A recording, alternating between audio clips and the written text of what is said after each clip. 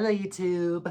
I have just finished watching Princess Tutu. Oh my gosh, I have to talk about it because this anime was fantastic. Throws us into the deep end with ballet and fairy tales and magical girls, all this stuff I adore. And honestly, I was pretty sold on it as soon as I heard the opening, which mixes in the Waltz of the Flowers, an iconic classical piece of music. And honestly, every time I heard the opening, it almost brought me to tears. It was so beautiful.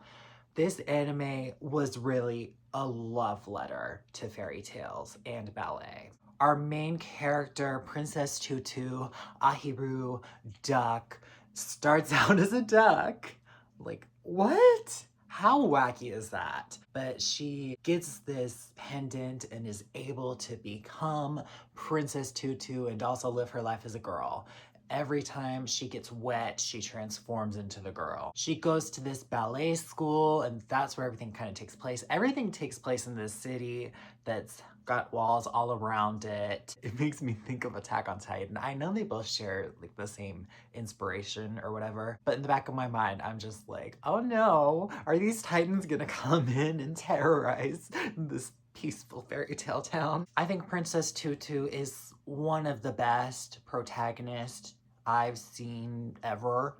She's just so rootable, so endearing. And look at that, a duck saves the world. Wow. The premise is so off the walls. You get pretty immediately roped in from episode 1. The first season of the show is a bit more generic, kind of just following Princess Tutu around as she's trying to get all the heart shards back for Muto so she can have him living a normal life. That's what she was put into the story for. That's what she's gonna do. But things never quite add up. You can always tell there's a little more going on. And season 2 is when we really get into that, where it's revealed that this anime is a story within a story. We got the author who brought Princess Tutu in to do his bidding. And essentially season 2 is Princess Tutu taking the story into her own hands so they don't meet the tragic fates that were destined for them by the writer. I dabble in some writing myself, so that extra angle into this really intrigued me. The final climax of this show is quite literally Princess Tutu in her duck form doing ballet. It's a little wacky, but it's also so powerful after watching this whole series. It makes me a little emotional. I can never cry because it's still got that wacky factor. It's like only an anime. But the emotions were there. She does not get a happy ending though. She is forever stuck as the duck and everybody forgets her. She self-sacrifices for everybody else essentially. It's tragic, but it's a very powerful ending.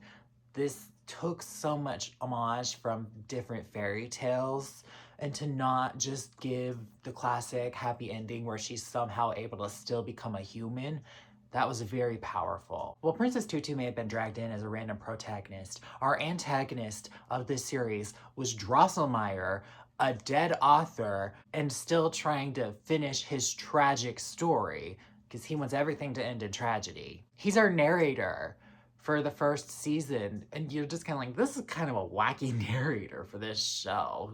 Just kind of a menace to society. You go on him, he's got the crazy eyes, the out-of-this-world costuming, the gear motifs. If you're familiar with the Nutcracker, you kind of know what's going on with Drosselmeyer a little bit. Inspiration is taken from that character, obviously. Drosselmeyer preferred to be out of the story, but eventually we do get Princess Tutu going and meeting with Drosselmeyer. That was intense. Ultimately, we do get the reveal that Fakir was a descendant of Drosselmeyer. That was crazy. And the end battle becomes Drosselmeyer's writing versus Fakir's writing, and Fakir's able to overpower him. Drosselmeyer hates a happy ending, but Fakir wanted a happy ending. Fakir was able to battle it out. Drosselmeyer and Fakir, they kind of were flipped in the story, at first you think Drosselmeyer is on the side of good, kind of, not really, like, I knew better. Because he's encouraging Princess Tutu to collect the heart shards. And Fakir is the one making things hard for Princess Tutu to start. But then as we're getting further into the season, we learn more about Fakir's side of things, and you're like, oh, Fakir's not that bad. He's got good intentions. He wants Muto to be okay. And by the end of the season, you're fully rooting for Fakir. And in season 2 again, we're learning more and more about his backstory. And I will say, I think season 2 revolved a little too much about Fakir for my taste. A good stretch of season 2 was pretty boring, and that was the more Fakir-centric episodes to me. But it all works out in the end once you get the Drosselmeyer reveal and the end battle that's really just a write-off. So Fakir wasn't my favorite character, but I respect what they did. I like how he parallels with Drosselmeyer. The show ends with Drosselmeyer just going off to go tell another story. How ominous. Any story that just gets a little too tragic for me moving forward, I'm gonna be like, oh, that Drosselmeyer's behind this. I will too. I love pointing the blame at somebody. But Fakir, he has continued writing, so what tale is he gonna spin? Is there a world where he brings Princess Tutu back? I don't know. So it's kind of an open end, but also a very good conclusion for the story that was told here. Now feels like a good time to shout out my personal favorite character, and that was Adel. She starts out as a suspicious figure. She's got this wacky design with the wacky blue hair. She very much sticks out in the story, but she's always dropping confusing one-liners to Ahiru. She just always commanded your attention when she entered a scene. Part of you wonders, is she a villain? Is she a hero? What's going on with her? My initial thought was kind of, you kind of seem like a villain because you just stick out so much. Ultimately, it's revealed she is in fact a puppet of Drosselmeyer. She cannot have her own emotions, anything, but we see her over time start to look at Ahiru and see her emotions, and you can tell she really cares about her. And that brings us to the end of season 1, during the big battle between Rue and Fakir and Ahiru and Muto. Fakir is able to get out because Adel sacrifices herself and burns in the fire. It was so devastating.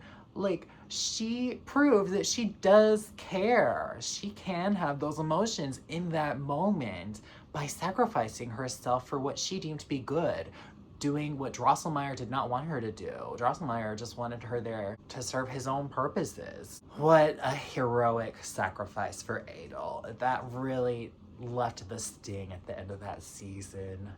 Like, what are we gonna do without her dropping her random one-liners? Like, we need that. That energy is iconic. My favorite line of hers was, "There is happiness for those who accept their fate, and there is glory for those who defy their fate." Oh my gosh, she just had some amazing lines. Adel's legacy lived on in season 2. Uzura, who was a remnant of Adel and what they were able to salvage from her burned wood. She's just kind of like a mini version of Adel going around. She's still helping the heroes. Adel made an appearance of sorts towards the end of the show, just for one last final push, and it was like, Adel, I miss you. Uzura was cool. She was a bit of a menace, but she was also a bit more heroic, and she had her emotions too. That was a good legacy for Adel to leave, and she goes off with Drosselmeyer, so what could happen? I'll talk about Muto now. And I'll just say, not the most exciting character to follow, but he's more meant to represent the tragedy in this anime. You're going around collecting his heart shards. He doesn't have his emotions to start, so you're getting that. At the end of season 1, going into season 2, he's corrupted by the Raven's blood, and he is a bit more of a villainous figure in season 2. Though we know he's got good in him, and just want to get his heart freed. I guess I do like that twist in ways where instead of the girl in the fairy tale being the one who's gotta be saved, it's the guy. It's a little disappointing he got to do so much of the fighting and not Princess Tutu, but whatever. I won't nitpick too much. He was able to bounce off well in this cast, but just not the most exciting individually. So he served his purpose for sure. And ultimately he did get freed, and you know, the big climax at the end, it was kind of split into two. There was the faction that was writing, and then there were the characters who were still in the story fighting with the Raven, Muto and Rue, getting their revenge on the Raven. So that's kind of interesting. Like, they were still fighting in the story while the others were fighting the writing of the story. When Muto has all his emotions back, the first thing he does is realize he has reciprocated feelings for Rue. That ending makes sense. I'm not the most excited by it. I'm not the biggest fan of romance in general. Like, I have a few ships I'll go crazy for, but every time I see a romance, I'm not like, oh, this is my favorite part of the show now. So I was like, it makes sense, but I don't really care that much. I wasn't too invested in the which ship is gonna end up together of it all. Fakir and Ahiru, Ahiru and Muto, whatever. It didn't matter to me. You know, that's not fully true. I'm gonna move on to Rue, and I think Rue was a fantastic character. From the start of the show, we saw her connecting with Ahiru. They did that dance in episode 2 together.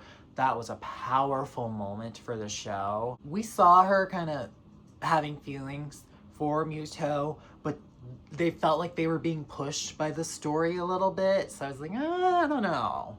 Like, what was pushed by Drosselmeyer and what was just kind of natural. But as stuff goes on, it's kind of shaken out to where Rue's the villain of season 1. It's a big battle with her, and she has her powers from the Raven, who she thinks is her father. And she's up against the heroes, but she thinks she's doing the right thing because that's what she was told. Season 2 was a rough season for Rue. She's really struggling under the Raven's influence and kind of trying to break free from it.